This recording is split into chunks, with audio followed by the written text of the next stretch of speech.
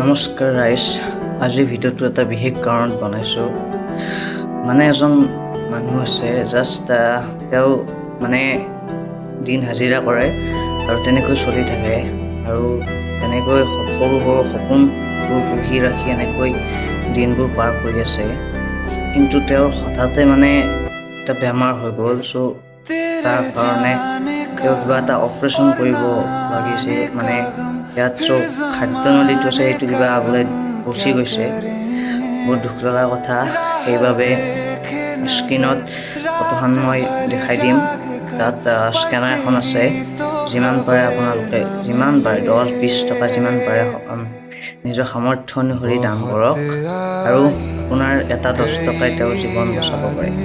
মানে কিছু অলপ লগাতকৈ বেছি টকাৰ জৰুৰী হৈছে। তেওঁ ইমান পইচাটো যোগাৰ কৰিব নোৱাৰে। আমি গাঁৱৰ মানুহে কৰি আছোঁ,